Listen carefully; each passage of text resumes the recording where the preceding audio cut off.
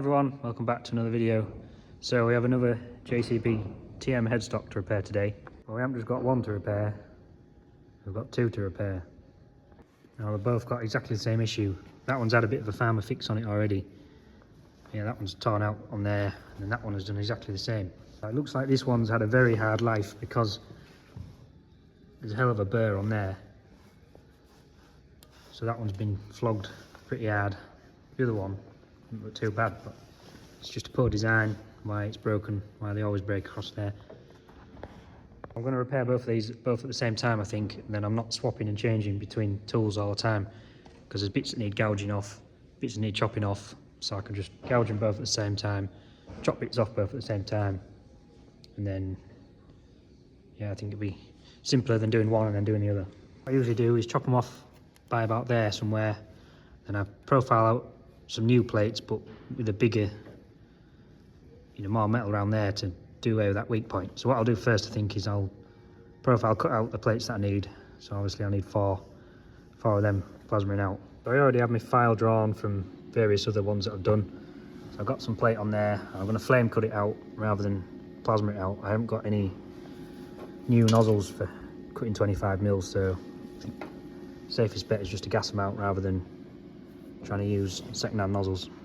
So that's them all set out, ready to cut. I think what I'm going to do first is I'm going to engrave the holes where the bolt needs to be first, so that I'm not having the engraver working right next to where the gas torch is.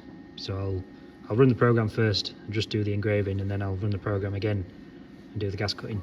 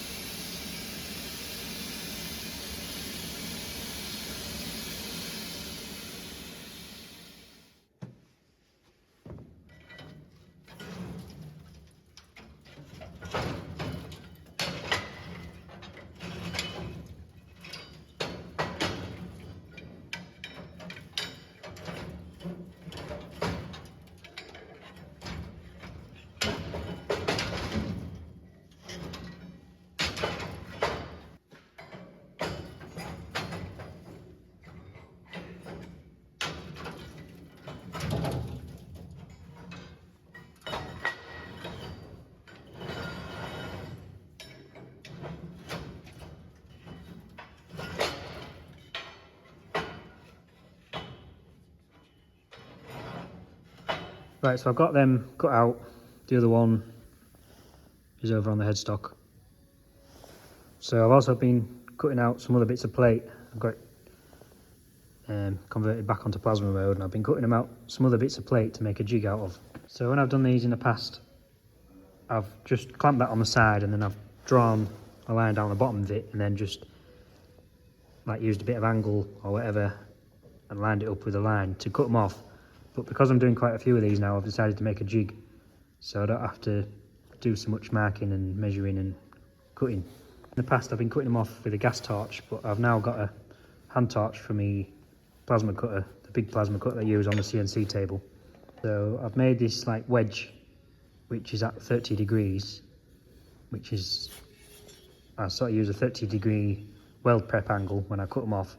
So then I've made this thing that I can use on either side, and that'll sit in there like that, onto that end, onto that end, so it should be the same every time.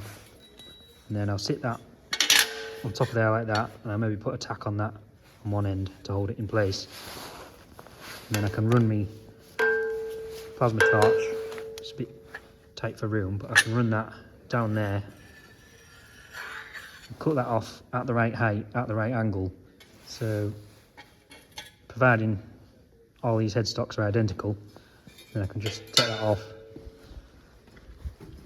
sit it onto another headstock, same thing, sit my wedge on there like that, and then cut that off, and then we should be cutting them off all exactly the same place every time. And these are near enough identical every time because I use the same file, so they should be identical. Yeah, it should save me a bit of time. And also use this same wedge to sit on there to cut the weld press onto this as well.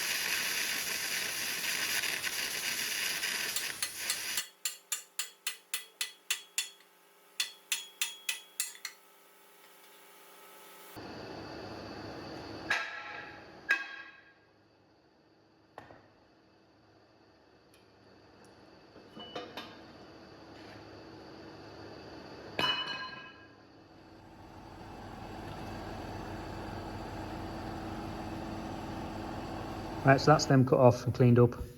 Worked reasonably well, did that. There's a bit of a knobbly bit there where I had to stop and start again, but you know, it was straightforward. That takes a bit of gouging off because I think that must have had a weld prep on it when it was new. So you have to gouge in real deep to get all the weld out. But I try not to go all the way through and then snap it off for the last bit, and then you've still got the original edge to go against. And you can see on that side where I've gouged all the way through, you sort of lose where your original edge is. It's about on the limit of what the plasma is happy to cut through. Sort of where it's like 30 mil when it's on that angle, and plus because it's got the like the drag tip on it, you're sort of 5 mil away from where you're cutting anyway. So yeah, I might try it with like the CNC shroud on it, see if that makes any difference. Yeah, that's that done. The new bit is going to fit on there nicely, so I'm happy with that. Move on to this one now and get this one to the same stage.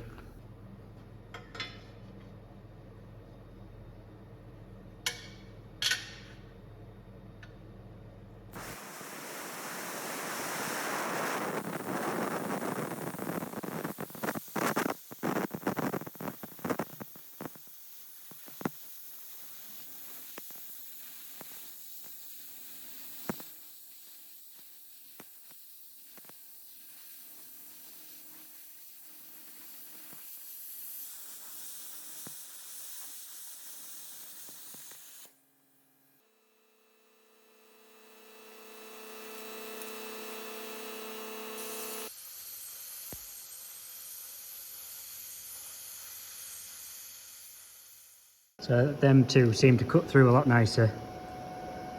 I changed from the like the hand drag torch onto the mechanised torch, and I could get the arc a lot closer then.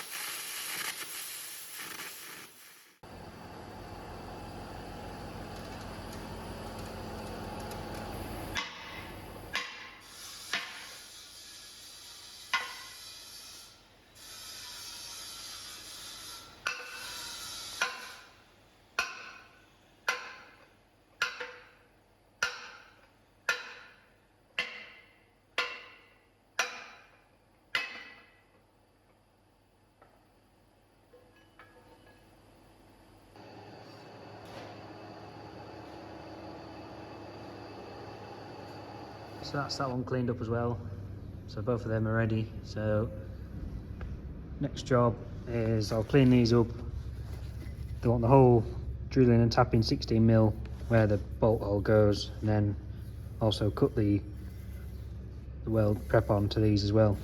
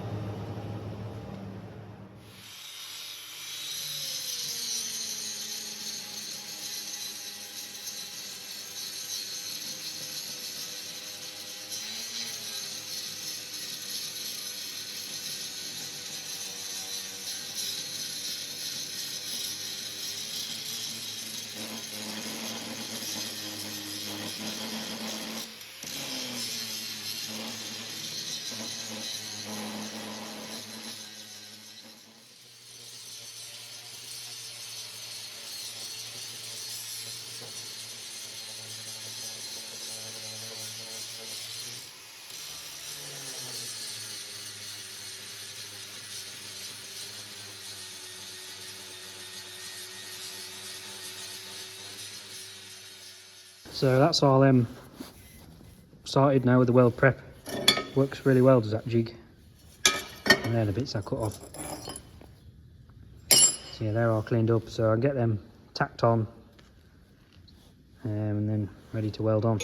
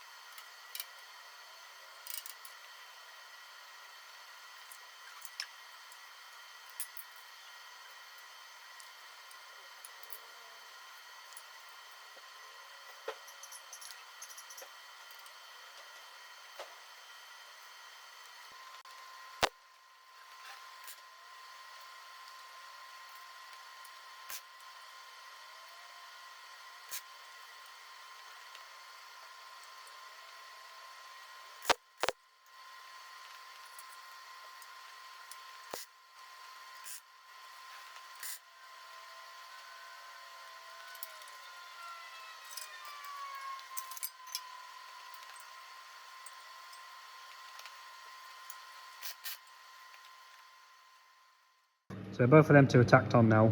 It's a bit of a fiddly job trying to get them tacked on because you can't get clamps in anywhere. Yeah, it just takes a bit of doing. So anyway, that one's on. Got a bit tacked across the top. They want welding across a bit better. And then we'll do the same with this one now. Could do with making a jig of some kind to put them on, but yeah, not quite sure how I'd do that. It doesn't matter within a couple of mil if one's slightly different to the other because it needs line boring anyway, and the holes are smaller than what they need to be. So there's enough tolerance in the holes to take out a couple of mil if they're both not bang on in line, which they aren't. They're near enough. But yeah, it doesn't matter too much. Right, so they're both all tacked on, got run-off plates on, got that bit welded across the top. So we're ready to start welding them on now. So I'll do one first and then I'll do the other rather than trying to weld them both at the same time. So I'll tip it on its side, give it a preheat and then fill it in.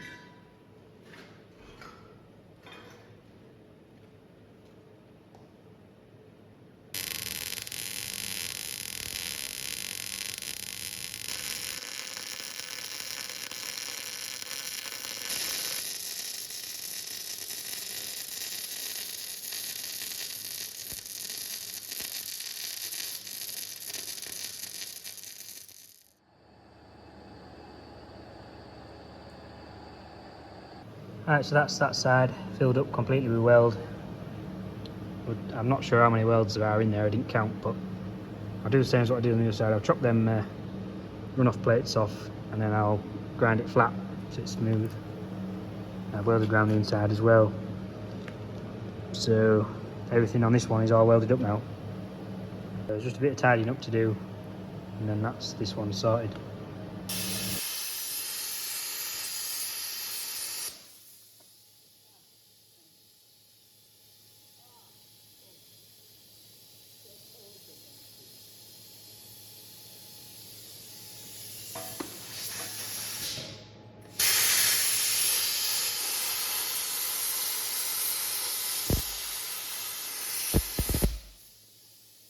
Right, so that's that one all welded up and ground smooth. Takes me about 2.5 hours to do one of them. So put that out to one side, let that one cool down, and then we'll crack on with this one. I don't know if I'll video this one because it's just the same process again.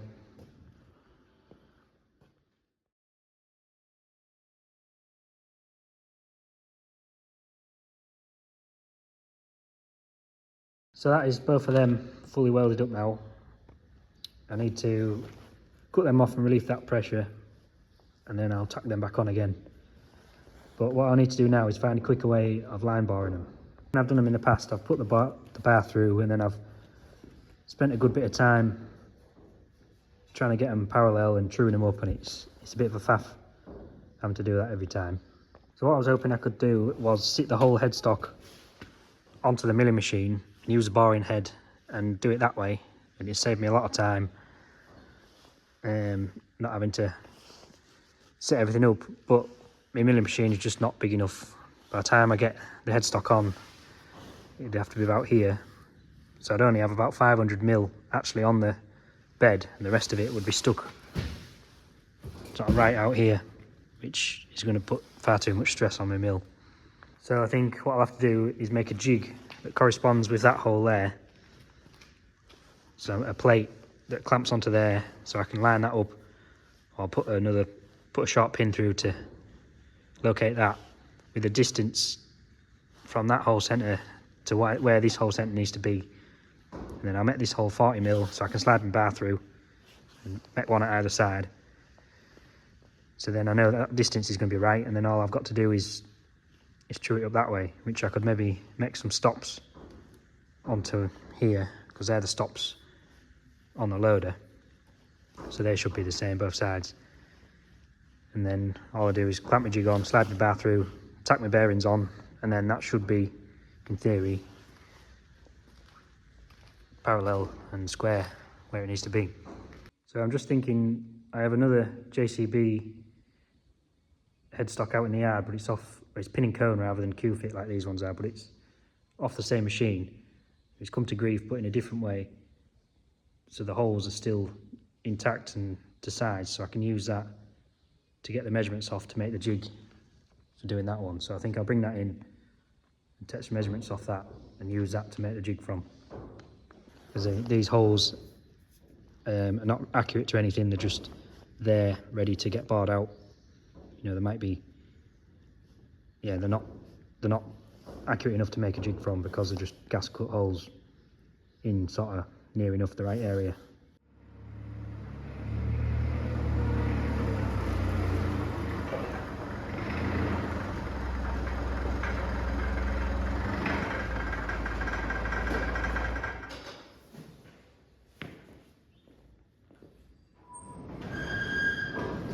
Right, so this is the headstock we're going to use to make the jig off. So this, from here upwards, should be identical. It's just this bit that's different. This is a pin and cone headstock where they're Q-fit, but it's off the same machine. So this one's come to grief. These side plates snapped off, but it's because it's not been welded on properly. But anyway, that's a different story. So yeah, we can use this. These holes are not worn. It's only 3 years old. So I can use them as an accurate representation of where the holes need to be. So I don't really have any way of measuring this, you know, proper tool or anything. I don't know what you'd really use actually to. I suppose you'd use a dial gauge on on like a base, and then you'd measure up to that. But anyway, I've put them parallels in there, put another one across the top, and then I've been able to measure from there up to the top of the hole. And then, so I know that that's 36 mil, well that's 38 mil, that's 8 mil. And I know that distance from there to there, and I know the diameter of the hole, so I can add all that together and then take away half the diameter, which gives me the centre of that. So I've got the measurement for that one. Now I just need to know the centre of this one down to there, and then the centre from there to there. Then I can plot that all into on shape, and then I can work out the distance from that to that as like that diagonal measurement, and that's what I need to make me jig with. Weld and there just makes it a little bit difficult, so that's why I've had to use them parallels to get above where the weld is. So I've got another elaborate setup to get that measurement. So I've got a bit of box section sat on there, and 2 parallels, and then I can get my long vernier calipers in to measure from there up to there, and then do the same again, take the thickness of that off. I'll add that thickness on, thickness of all that lot, and then take off half the thickness of the diameter. Building or repairing rocket ships, so this should be plenty accurate enough for this job.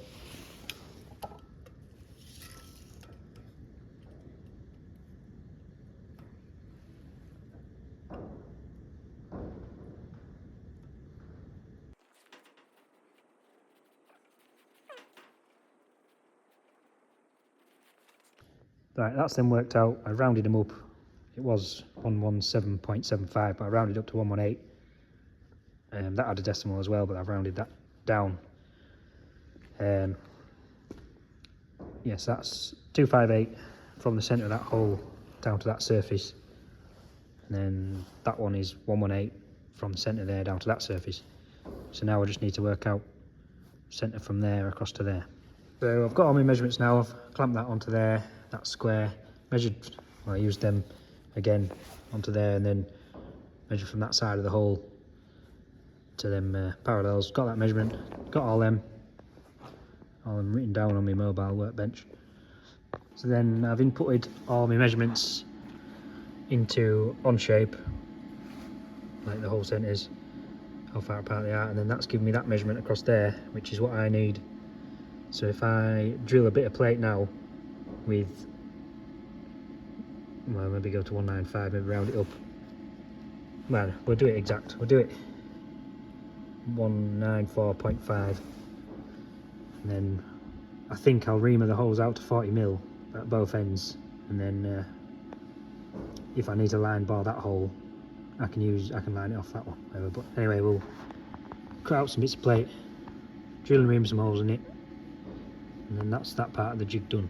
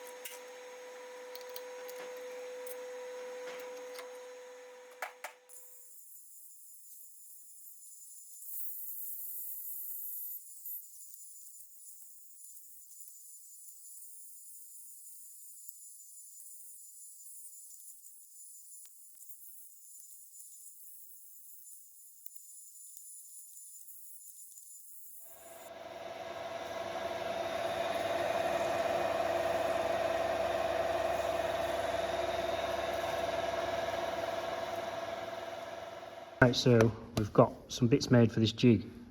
So I've drilled and reamed them plates out to 40mm at the right distance between there. I've made some bushes to go in there at 75mm with a 40mm hole in the middle, so I can put one bar through there and the other bar goes through there, so that lines that up. I can use that I made before, that jig, for cutting them off, and sit some squares on there to measure, to make sure I've got that distance between there right. And then I can also see by line of sight that them bars are going to be in line with each other.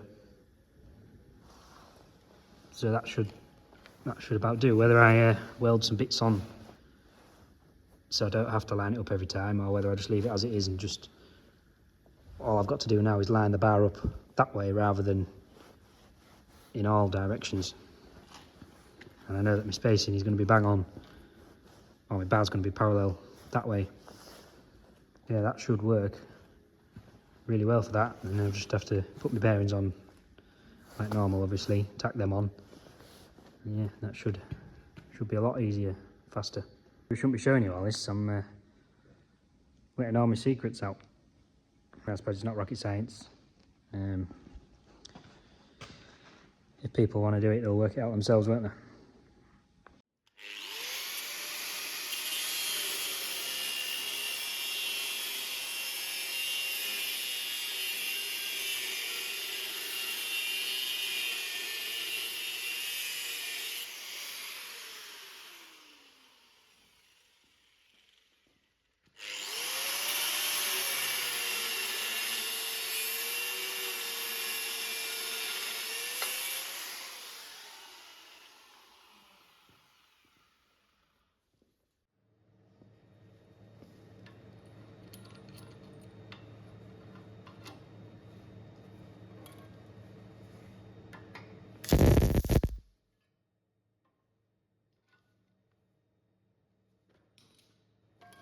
So I'm just getting this one ready to line bar. I've chopped that off to release the pressure, and then I've just tacked it back on again because they can vibrate. Well, I find they can vibrate if they're not tacked together. So I think I'll have to chop that loop off, then I can get my bearing plate on the side, and then mount my bearings on, and then mount my line bar on. It still needs lining up. I haven't got it properly lined up yet, but yeah, that should make it a lot easier. You can see it's a little bit lower at this side.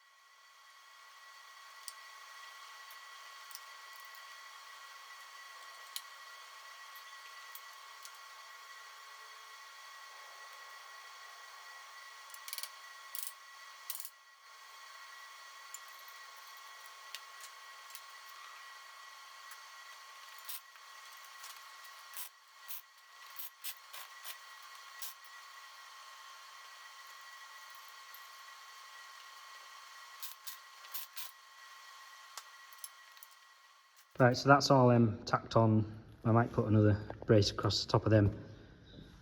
I didn't really need to put that one in. I could have just put that straight onto there, but what I was trying to do was, with these, I always have bother when I tack these on.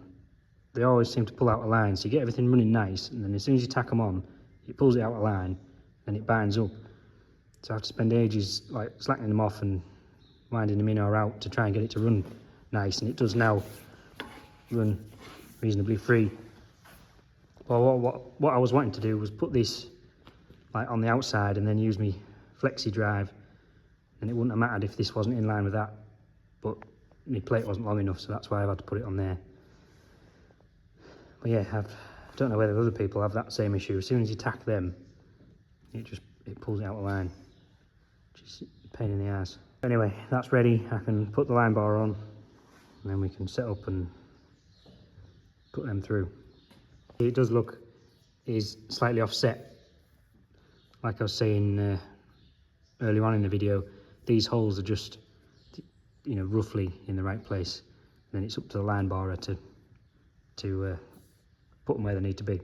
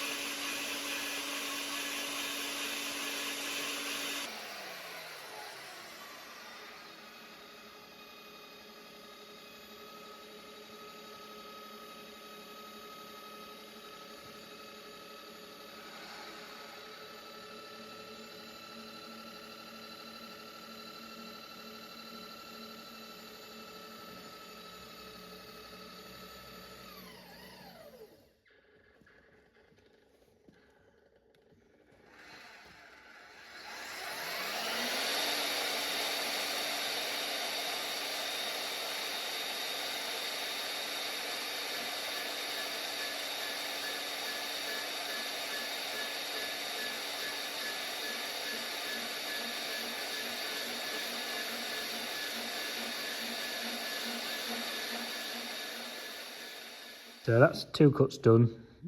We're at 63.3 millimeters now. I want 65, so for the last 2 cuts I'm going to use one of these little aluminium inserts.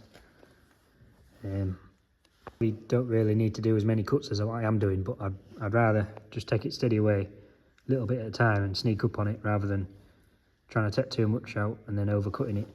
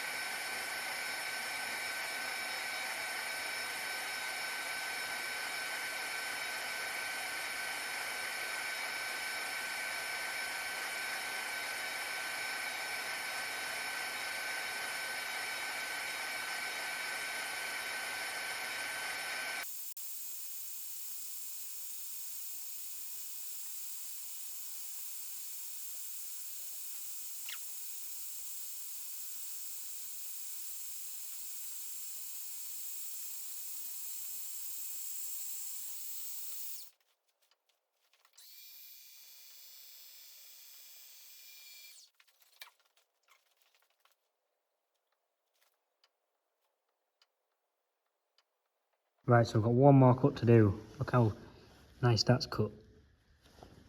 Real pleased with that. I hope the last cut is as smooth as that. That's what it measures now, so we want a little bit less than a millimetre out, and then we get to like 65.05, 65.1.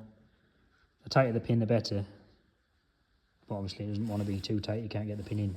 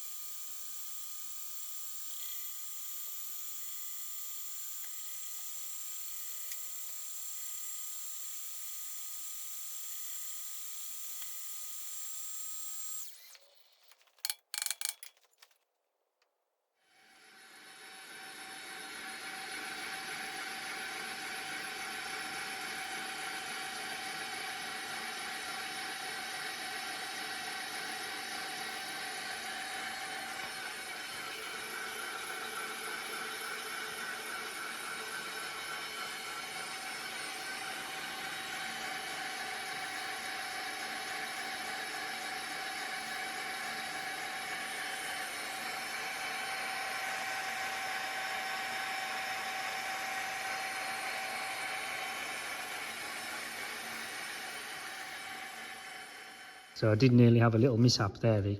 Because it's just on a Mars taper here, the Mars taper came out of the drive, and then the motor was still going around at the bar had stopped. So then when I put the Mars taper back in again, I turned it backwards. You can see, you maybe won't be able to see, but it did just chip a little bit off the end of the insert on the top. You can see there. But I didn't want to change the insert because then that could alter the measurement that I need, especially on the final cut. So I ran it through as it was. Anyway, it doesn't seem to have altered the diameter, so got away with that one. That's that one done. Because it's on a Mars taper, I can't do a chamfer backwards. It'd have been nice to chamfer all the holes, but I could do them two that way, I suppose. But I think I'll just do that with my little chamfering tool that I have for the airline. So yeah, I'll take all that off now, and then on to the other one.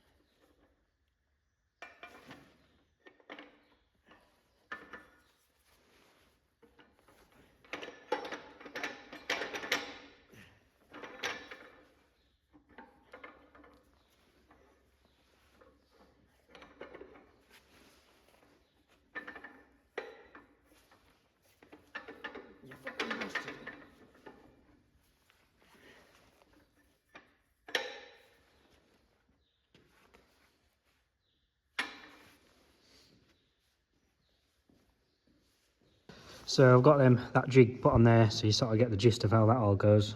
You've already seen me put all the bearings on the other one, so I'll be back in a minute once I've got all that on. The only trouble with this one is that bottom hole is a little bit worn on this one compared to the other. So ideally they wanted sorting out as well, but we'll worry about that after. We can sort of still align it best we can off of them. So yeah, I'll finish lining it up and then back in a minute. So we're all set up again on this one now, exactly the same setup as before.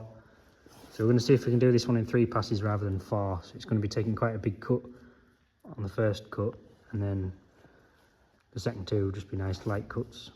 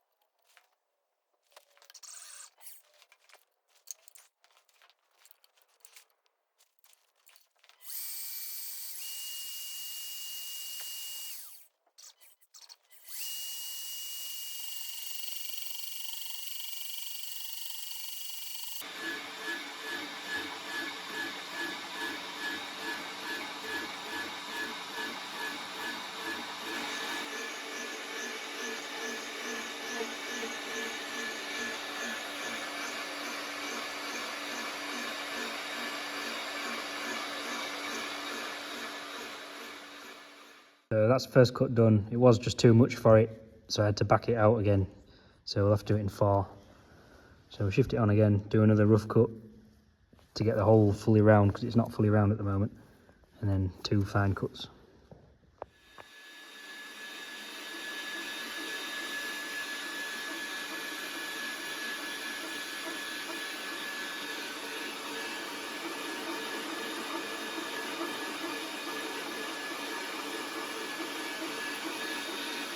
So that's the 2 rough cuts done. So I'll swap inserts over again, do 2 fine inserts, 2 fine cuts with that insert. When I cut them out, I cut them out at like 59mm, I think I drew them at. So there's like 6mm to take out altogether.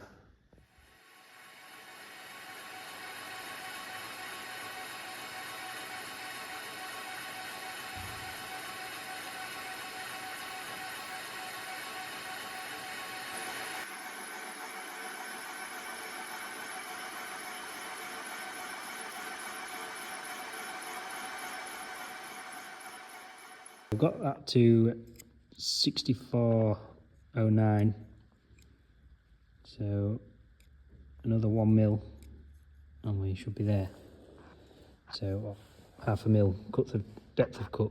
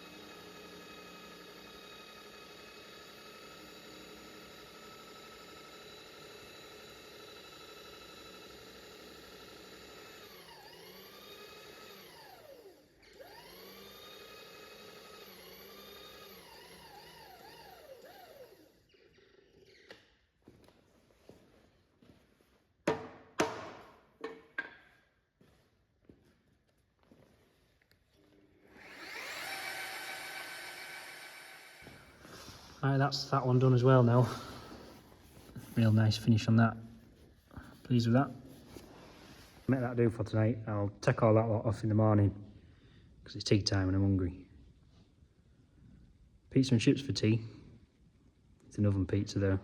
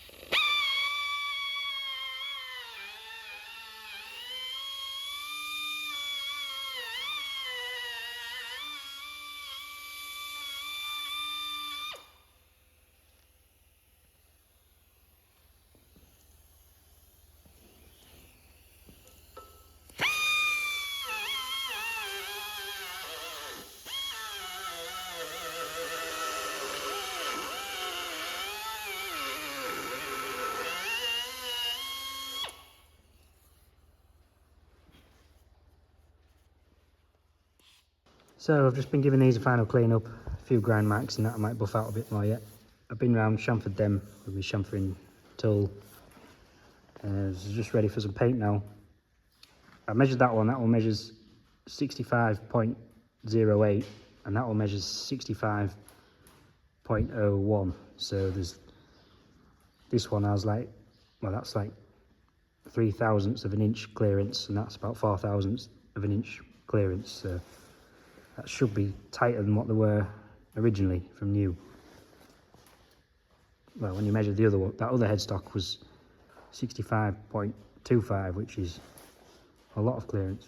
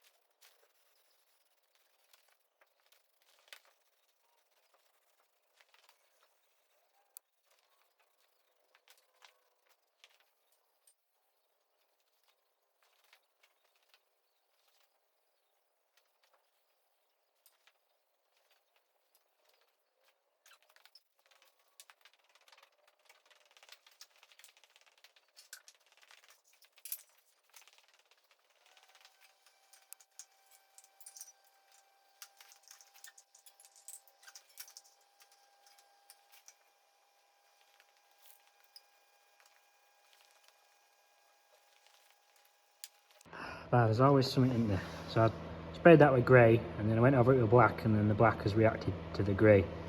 Obviously the grey primer hadn't dried properly, but I gave it half an hour to dry while I went and got some more black. And I've got a little heater warming it up. I'll maybe wipe that off and start again. So here's my collection of broken ones that I've done over the last year. All exactly the same problem. Could make a big coat hanger out of them. They might actually be strong enough to hold a coat up. But yeah, that's them finished. So they should be stronger than original, and they should be line bored to a tighter tolerance than what they were originally.